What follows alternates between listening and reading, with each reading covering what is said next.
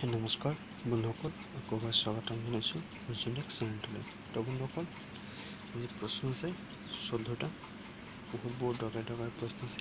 2015 কিছুমান আহিছিলে, তো চব মিক্সাৰ হৈ আছে। তো সম্পূৰ্ণ ভিডিঅ'খন চাব, বহুত আপোনাৰ কাৰণে লাভৱান হ'ব। আৰু যিসকলে মোৰ চেনেলটো ছাবস্ক্ৰাইব কৰিছে তেওঁলোকক বহুত ধন্যবাদ। বহুত একদম মনৰ পৰা ধন্যবাদ। বহুত সহযোগিতা আগবঢ়াই আছে মোলৈ। আশা ৰাখিছোঁ তেওঁলোকে সদায় মোৰ কাৰণে সহযোগিতা আগবঢ়াব। আৰু মই অসম পুলিচৰ ওপৰত বহুকেইটা ভিডিঅ' বনাইছোঁ। যদি আপুনি চোৱা নাই তেনেহ'লে মই ডিছক্ৰিপশ্যনত দি দিম, আপুনি তাৰ পৰা চাই ল'ব পাৰিব। আৰু এটা কথা, SSCৰ কনষ্টেবল JD ৰিক্ৰুটমেণ্ট 2018 এটা ভিডিঅ' বনাইছোঁ। জাষ্ট নতুন এটা পোষ্ট ওলাইছে, বহুতকেইটা পোষ্ট আছে, 54953 টোটেল পোষ্ট আছে। 54,953টা পোষ্ট আছে। যদি আপুনি ক্লাছ 10 পাছ তেনেহ'লে আপুনি এপ্লাই কৰিব পাৰে। মই ভিডিঅ' এটা বনাইছোঁ, যদি আপুনি চোৱা নাই তেনেহ'লে মই ডিছক্ৰিপশ্যনত দি দিম, আপুনি তাৰ পৰা চাই ল'ব পাৰিব। তো বলক আজিৰ এই ভিডিঅ' ষ্টাৰ্ট কৰোঁ। 1 নম্বৰ পৰা ষ্টাৰ্ট কৰিছোঁ। 1 নম্বৰ প্ৰশ্নটো হৈছে আপোনাৰ, ভাৰতৰ প্ৰথম স্বাধীনতাৰ যুদ্ধ বুলি কাক জনা যায়? আকৌ কৰিছোঁ, ভাৰতৰ প্ৰথম স্বাধীনতাৰ যোদ্ধা বুলি কাক জনা যায়? চাৰিটা অপশ্যন আছে, যিকোনো এটা শুদ্ধটো মই কৈ দি আছোঁ, লগতে টিক মাৰ্ক কৰি দিম। মোৰ ফ্ৰেণ্ড এজন আছে যে প্ৰশ্নটোৰ উত্তৰটো টিক মাৰ্ক কৰিলে ভাল লাগে বুলি। তো 1 নম্বৰ প্ৰশ্নৰ উত্তৰটো মই কৈ দিছোঁ আপোনাক। 1 নম্বৰ প্ৰশ্নৰ উত্তৰটো আপোনাৰ চি নাম্বাৰটো, চিপাহী বিদ্ৰোহ। এইটো হ'ল আপোনাৰ 1 নম্বৰ প্ৰশ্নটোৰ উত্তৰ। কিবা অসুবিধা পালে ভিডিঅ'ত নিশ্চয় জনাব, মই যিমান পাৰোঁ অলপ ভাল কৰিবলৈ চেষ্টা কৰি আছোঁ। তো লগতে 2 নম্বৰলৈ যাওঁ। 2 নম্বৰ প্ৰশ্নটো আছে আপোনাৰ, কিমান চনত মুছলিম লীগ গঠন হৈছিল? বহুত দৰকাৰী প্ৰশ্ন। এইটো বহুত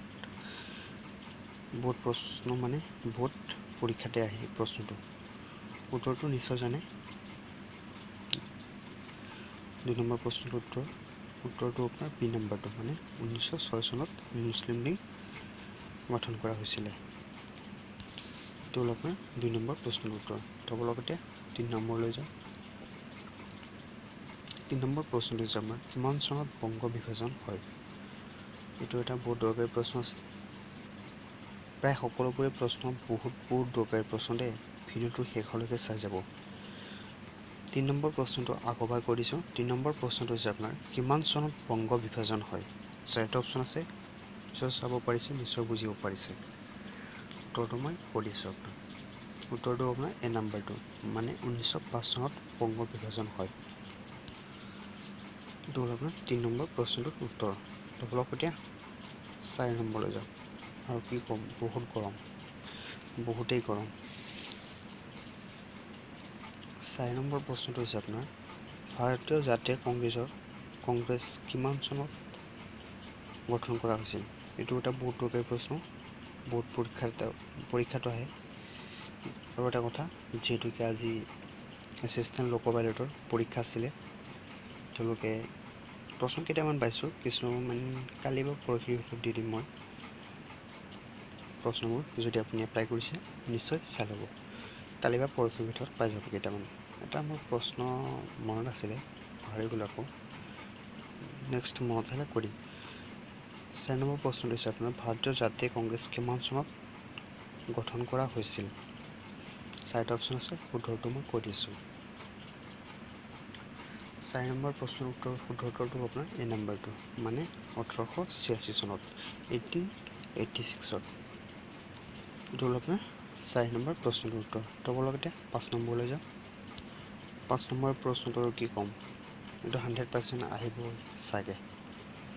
5 নম্বৰ প্ৰশ্নটো পঢ়িছোঁ। 5 নম্বৰ প্ৰশ্নটো হৈছে আপোনাৰ, মহাত্মা গান্ধীয়ে কিমান চনত দাণ্ডী যাত্ৰা কৰিছিল? আৰু এইটো আৰু এটা প্ৰশ্ন আছে, মহাত্মা গান্ধীয়ে দাণ্ডী যাত্ৰা কিমান মাইল কৰিছিলে? এইটো এটা ভিডিঅ' বনাইছোঁ, যদি আপুনি চোৱা নাই চাই ল'ব, ডিছক্ৰিপশ্যনত পাই যাব। তো 5 নম্বৰ প্ৰশ্নৰ উত্তৰটো মই কৈ দিছোঁ আপোনাক। 5 নম্বৰ প্ৰশ্নৰ উত্তৰটো আপোনাৰ বি নাম্বাৰটো, 1930 চনত গান্ধীজীয়ে দাণ্ডী যাত্ৰা কৰিছিলে। তেতিয়া আমি জন্ম হোৱা নাছিলোঁ। এইটো হ'ল আপোনাৰ 5 নম্বৰ প্ৰশ্নটোৰ উত্তৰ। তো আপোনালোক এতিয়া 6 নম্বৰলৈ যাওঁ। বাৰে বাৰে কৈ আছোঁ, বহুত দৰকাৰী প্ৰশ্ন আছে। এইটো এটা বহুত দৰকাৰী প্ৰশ্ন, ভিডিঅ'টো শেষলৈকে চাই যাব। তো 6 নম্বৰ প্ৰশ্নটো হৈছে আপোনাৰ, কোনে আজাদ হিন্দু ফৌজ গঠন কৰিছিল? এইটো এটা বহুত দৰকাৰী প্ৰশ্ন। আকৌ এবাৰ কৈ দিছোঁ, কোনে আজাদ হিন্দু ফৌজ গঠন কৰিছিল বা কৰিছিল একেই কথা, অলৰেডি হৈ গৈছে। এইবিলাক ঘূৰাই পকাই আহিব পাৰি প্ৰশ্নবোৰ। অপশ্যনবোৰ দেখুৱাই দিছোঁ, উত্তৰটো মই কৈ দিছোঁ আপোনাক, নিশ্চয় বুজিব পাৰি অপশ্যনবোৰ। উত্তৰটো আপোনাৰ এ নাম্বাৰটো, মানে সুভাষ চন্দ্ৰ বোস। উত্তৰটো মই টিক মাৰ্ক কৰি দিছোঁ। এয়া হ'ল 6 নম্বৰ প্ৰশ্নটোৰ উত্তৰ। তো লগতে 7 নম্বৰলৈ যাওঁ। 7 নম্বৰ প্ৰশ্নটো হৈছে আপোনাৰ, ভাৰতীয় সংবিধানত কিমানটা অনুচ্ছেদ আছে? এইটো এটা বহুত দৰকাৰী প্ৰশ্ন। বাৰে বাৰে কৈ আছোঁ, বহুতেই দৰকাৰী প্ৰশ্ন। ভাৰতীয় সংবিধানত কিমানটা অনুচ্ছেদ আছে? নিশ্চয় জানে এইটো প্ৰশ্নটোৰ উত্তৰ। এইটো বহুত পৰীক্ষাত আহিছে এই প্ৰশ্নটোৰ উত্তৰ, মানে প্ৰশ্নটো আহিছে। 7 নম্বৰ প্ৰশ্নৰ উত্তৰটো মই কৈ দিছোঁ আপোনাক। 7 নম্বৰ প্ৰশ্নৰ উত্তৰটো আপোনাৰ বি নাম্বাৰটো, মানে 395, 395। উত্তৰটো মই টিক মাৰ্ক কৰি দিছোঁ। এইটো হ'ল আপোনাৰ 7 নম্বৰ প্ৰশ্নটোৰ উত্তৰ। তো লগতে 8 নম্বৰলৈ যাওঁ। 8 নম্বৰ প্ৰশ্নটো এটা বহুত দৰকাৰী প্ৰশ্ন। 8 নম্বৰ প্ৰশ্নটো হৈছে আপোনাৰ, ভাৰতীয় সংবিধানৰ মৌলিক অধিকাৰ কেইটা? এইটো এটা বহুত দৰকাৰী প্ৰশ্ন, মানে স্কুলত পৰীক্ষাতে আহিছিলে এইবোৰ প্ৰশ্ন। আকৌ এতিয়া চাকৰিৰ বাবে আহি আছে। তো 8 নম্বৰ প্ৰশ্নৰ উত্তৰটো মই কৈ দিছোঁ আপোনাক, প্ৰায় সকলোৱে জানে, তথাপিও অপশ্যনবোৰ দেখুৱাই দিছোঁ। উত্তৰটো আপোনাৰ বি নাম্বাৰটো, মানে 6টা। 8 নম্বৰ প্ৰশ্নৰ উত্তৰটো হ'ব বি নাম্বাৰটো। উত্তৰটো মই টিক মাৰ্ক কৰি দিছোঁ। এইটো হ'ল আপোনাৰ 8 নম্বৰ প্ৰশ্নটোৰ উত্তৰ। তো লগতে 9 নম্বৰলৈ যাওঁ। 9 নম্বৰ প্ৰশ্নত বহুত দৰকাৰী প্ৰশ্ন আছে। 9 নম্বৰ প্ৰশ্নটো হৈছে আপোনাৰ, ভাৰতীয় জনসংঘ কিমান চনত প্ৰতিষ্ঠা হৈছিল? বহুত দৰকাৰী প্ৰশ্ন। আকৌ এবাৰ কৰিছোঁ, ভাৰতীয় জনসংঘ কিমান চনত প্ৰতিষ্ঠা হৈছিল? 4টা অপশ্যন আছে, যিকোনো এটা হ'ব। উত্তৰটো মই কৈ দিছোঁ, অপশ্যনবোৰ চাই ল'ব অলপ ভালদৰে। 9 নম্বৰ প্ৰশ্নৰ উত্তৰটো আপুনি চি নাম্বাৰটো, মানে 1949 চনত, 1951। উত্তৰটো মই টিক মাৰ্ক কৰি দি আছোঁ। এইটো হ'ল আপোনাৰ 9 নম্বৰ প্ৰশ্নটোৰ উত্তৰ। তো অলপ এতিয়া 10 নম্বৰলৈ যাওঁ। 10 নম্বৰ প্ৰশ্নটো বহুত দৰকাৰী প্ৰশ্ন আছে। 10 নম্বৰ প্ৰশ্নটো হৈছে আপোনাৰ, বাংলাদেশ যুদ্ধ কিমান চনত হৈছিল? বহুত দৰকাৰী প্ৰশ্ন এইটো এটা। বাংলাদেশ যুদ্ধ কিমান চনত হৈছিল? 4টা অপশ্যন আছে। উত্তৰটো মই কৈ দিছোঁ আপোনাক, অপশ্যনবোৰ চাই ল'ব অলপ। 10 নম্বৰ প্ৰশ্নৰ উত্তৰটো হ'ল বি নাম্বাৰটো, মানে 1971 চনত, 1971 হৈছিল বাংলাদেশত যুদ্ধ হৈছিল। বহুত ডাঙৰ যুদ্ধ হৈছিল এইটো এটা। এইটো হ'ল আপোনাৰ 10 নম্বৰ প্ৰশ্নৰ উত্তৰ। তো বন্ধুসকল, যদিহে মানে এতিয়ালৈকেও অৰ্জুন টেক চেনেলটো ছাবস্ক্ৰাইব কৰা নাই, তেনেহ'লে ছাবস্ক্ৰাইব কৰি লওক। আৰু কাৰণ মই সদায় এনেধৰণৰ ভিডিঅ' এটা দি গৈ আছোঁ, কেতিয়াবা 2টাও দিওঁ, কেতিয়াবা 3টাও দিওঁ। তো আশা কৰিছোঁ ছাবস্ক্ৰাইব কৰিব। ছাবস্ক্ৰাইব কৰাৰ লগতে ঘণ্টা বুটামটো নিশ্চয় প্ৰেছ কৰিব, আৰু ভাল লাগিলে লাইকটো বনতা হে। আৰু মাত্ৰ 4টাই প্ৰশ্ন আছে, ভিডিঅ'টো শেষলৈকে চাই যাব। 11 নম্বৰ প্ৰশ্নটো হৈছে আপোনাৰ, কিমান চনত ভাৰতীয় জনতা পাৰ্টীয়ে জন্ম লাভ কৰে? আকৌ এবাৰ কৈ দিছোঁ, 11 নম্বৰ প্ৰশ্নটো, কিমান চনত ভাৰতীয় জনতা পাৰ্টী জন্ম লাভ কৰে? বহুত দৰকাৰী প্ৰশ্ন এইটো এটা। 11 নম্বৰ প্ৰশ্নৰ উত্তৰটো আপোনাৰ বি নাম্বাৰটো, মানে 1980 চনত, 1980। উত্তৰটো মই টিক মাৰ্ক কৰি দিছোঁ। এইটো হ'ল আপোনাৰ 11 নম্বৰ প্ৰশ্নটোৰ উত্তৰ। লওকচোন এতিয়া 12 নম্বৰলৈ যাওঁ। 12 নম্বৰ প্ৰশ্নটো এতিয়া বহুতেই দৰকাৰী প্ৰশ্ন, বহুত মানে চান্স আছে অহাৰ এইটো পৰীক্ষাত। আসাম পুলিচ। তো 12 নম্বৰ প্ৰশ্নটো হৈছে কাক ভাৰতৰ সেউজ ফ্লাৱাৰ পিতৃ আখ্যা দিয়া হয়। বহুত দৰকাৰী প্ৰশ্ন এইটো এটা। দেখুৱাটো ফালৰ কাক ভাৰতৰ সেউজ ফ্লাৱাৰ পিতৃ আখ্যা দিয়া হয়। তিনিটাই মাত্ৰ অপশ্যন আছে। তো উত্তৰটো মই কৈ দিছোঁ আপোনাক।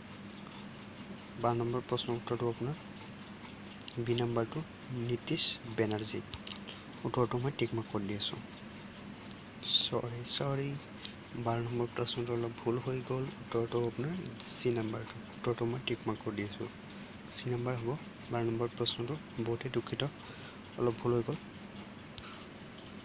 উত্তৰটো আপোনাৰ চি নাম্বাৰটো। নিশ্চয় বুজিব পাৰিছে। তো বলক এতিয়া আকৌ 13 নম্বৰ লৈ যাওঁ। আৰু মাত্ৰ দুটাই প্ৰশ্ন আছে, ভিডিঅ'টো শেষলৈকে চাই যাব। 13 নম্বৰ প্ৰশ্নটো এটা বহুতেই দৰকাৰী প্ৰশ্ন। বহুত পৰীক্ষাত আহে প্ৰশ্নবিলাক। আজি যিবোৰ প্ৰশ্ন দিলোঁ বহুতবাৰ আহে, কিন্তু এইবাৰ বাৰে বাৰে আহি থাকে। 13 নম্বৰ প্ৰশ্নটো হৈছে আপোনাৰ ৰাজ্যসভাৰ সদস্য কিমান। বহুত দৰকাৰী প্ৰশ্ন এটা। ৰাজ্যসভাৰ সদস্য কিমান। উত্তৰটো আপোনাৰ এ নাম্বাৰটো, মানে 250 জন, 250। উত্তৰটো মই টিক মাৰ্ক কৰি দি আছোঁ। এইটো হ'ল আপোনাৰ 13 নম্বৰ প্ৰশ্নটোৰ উত্তৰ। তো বলক লাষ্ট এটা প্ৰশ্ন আছে। আজিৰ লাষ্ট প্ৰশ্নটোৱে আজিৰ এই ভিডিঅ'টো সামৰণি মাৰিম। আৰু 12 নম্বৰ প্ৰশ্নটো হৈছে 14 নম্বৰ এইটো। 14 নম্বৰ প্ৰশ্নটো হৈছে প্ৰথম অসমীয়া ৰাষ্ট্ৰপতি কোন। বহুত দৰকাৰী প্ৰশ্ন এইটো এটা। প্ৰথম অসমীয়া ৰাষ্ট্ৰপতি, কিমান ডাঙৰ প্ৰশ্ন আৰু কিমান ভাল লাগে। আমাৰ অসমীয়া মানুহ ৰাষ্ট্ৰপতি আছিলে প্ৰথম, আকৌ অসমীয়া মানে অসমৰ ভিতৰত। তো উত্তৰটো মই কৈ দিছোঁ আপোনাক। 14 নম্বৰ প্ৰশ্নৰ উত্তৰটো আপোনাৰ হিতেশ্বৰ শইকীয়া আছিল অসমৰ প্ৰথম ৰাষ্ট্ৰপতি। উত্তৰটো মই ঠিক মাৰ্ক কৰি দি আছোঁ। ভিডিঅ'টো অলপমান কথা আছে, চাই যাব লাষ্টলৈকে। এইটো হ'ল আপোনাৰ 14 নম্বৰ প্ৰশ্নটোৰ উত্তৰ। তো আজিলৈকে মানে কথাটো আছিলে, যদি এতিয়ালৈকে আপুনি ছাবস্ক্ৰাইব কৰা নাই তেনেহ'লে বহুত এটা ভুল কাম কৰিব। কাৰণ ইউটিউবত অসম পুলিচৰ ওপৰত কোনেও এতিয়ালৈকে এনেকুৱা ভিডিঅ' দিয়া নাই। তো আপোনাৰ ইচ্ছা, যদি আপুনি ছাবস্ক্ৰাইব কৰে কৰক, আৰু ভিডিঅ'টো ভাল লাগিলে নিশ্চয় লাইক কৰিব। তো আৰু একো নকওঁ, আজিলৈকে মানে ছাবস্ক্ৰাইব কৰি হওক, কালি আকৌ ভিডিঅ' পাই থাকিব।